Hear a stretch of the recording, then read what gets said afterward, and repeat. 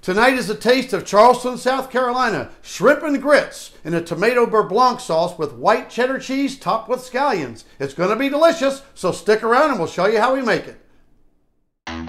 My name is Mark Phillips.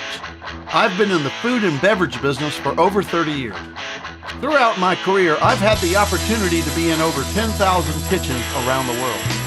During the day, I work for Natalie, a squeezed fresh juice company from Florida. Each week, I travel to a different city and get the opportunity to call on some of the most amazing chefs in the industry. The Kitchen of Chef Mark is a channel dedicated to showing you how you too can make fine dining restaurant quality food right in your own home. We'll travel together, we'll cook together, and we'll have some fun along the way. Welcome to the Kitchen of Chef Mark. Now let's get cooking. Tonight is a taste from the low country of Charleston, South Carolina. Fresh jumbo shrimp sauteed in bacon with grits made with chicken stock, butter, fresh grated white and yellow cheddar cheese mixed with a tomato beurre blanc sauce made with shallots, garlic, white wine, spinach, and tomato paste. And why are we making this dish tonight? Well, this week we were in beautiful and historical Charleston, South Carolina. A city rich in tradition and defined by its cobblestone streets, horse-drawn carriages, and pastel antebellum homes. The architecture in historic Charleston is absolutely breathtaking. Some of the most prominent recognized buildings are St. Philip's Church. Established in 1681, St. Philip's is the oldest European-American religious congregation in South Carolina. Originally damaged by a hurricane in 1710, the current church was finished in 1850. Charleston City Market. Established in the 1790s, the market stretches for 4 city blocks, from Market Hall on Meeting Street to the last market shed on East Bay Street. Across from the city market is the massive United States Customs House on East Bay Street.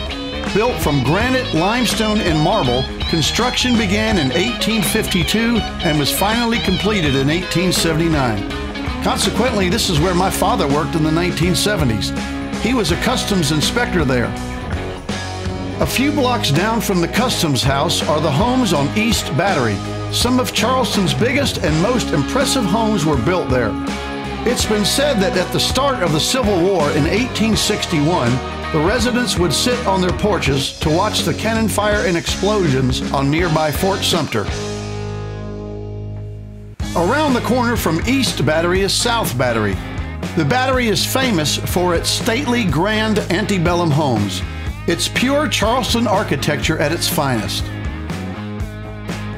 Initially, the Battery was constructed for military use. Then later, it was turned into a promenade. Back in the 1970s, I was fortunate to live in Charleston for several years. Here's the old Citadel. I went to school and church here at Citadel Square Baptist on Meeting Street. The first house that we lived in was here at 135 Cumming Street.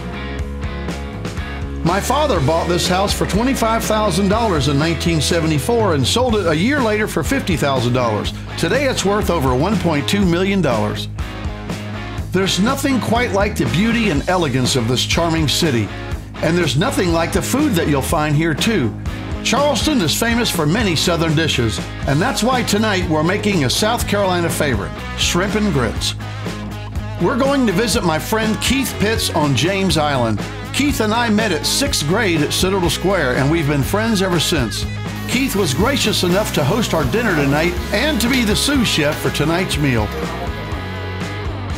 Our mise en place for tonight: 2 pounds of fresh jumbo shrimp peeled and deveined, 3 tablespoons of seafood seasoning, 1 tablespoon of paprika, 3 cups of chicken stock, 1 heaping tablespoon of tomato paste, 2 tablespoons of Natalie's lemon juice, 2 tablespoons of Natalie's orange juice, 1 cup of quick grits, 1 cup of white wine, 3 shallots diced, 1/2 stick unsalted butter, 1 small bag of spinach, 4 ounces each of fresh shredded white cheddar and yellow cheddar cheese, 3 tablespoons of chopped fresh parsley, 1 bunch of asparagus, 3 scallions chopped, 3 cloves of garlic chopped and minced, and 8 slices of thick cut bacon. Our first step was to cook the bacon to the desired level of crispiness.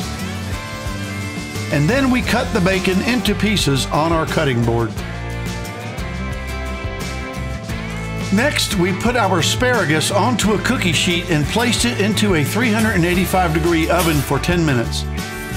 Then the heat was lowered to 175 degrees to stay warm. Season your shrimp and put them into the skillet on a medium-high heat and cook them for 3 minutes. Flip the shrimp over and cook for an additional 3 minutes. Once the shrimp is cooked, we will place them into our glass dish, and then we will put the glass dish into the oven to stay warm. We'll season our asparagus with olive oil, salt, and pepper, and then we'll get ready to cook our grits. Add the chicken stock to a pot and bring it up to a boil. Add in your grits and cook for 5 minutes, and then add in your cheese, your bacon, and give it all a stir. And now cover your grits and lower the heat to keep them warm. Turn the heat on the skillet up to medium. Add in your butter, and once the butter melts, we'll add in our shallots, our scallions, and we'll give everything a stir. Add in your garlic, tomato paste, lemon juice, and orange juice. And then we'll add in our spinach and give everything a stir. Once the spinach was cooked, we added our cheese grits into the tomato beurre blanc sauce. And there it is, a taste of Charleston, shrimp and grits in a tomato beurre blanc sauce with cheddar cheese and topped with parsley and scallions. It was delicious. Until next time, bon appetit.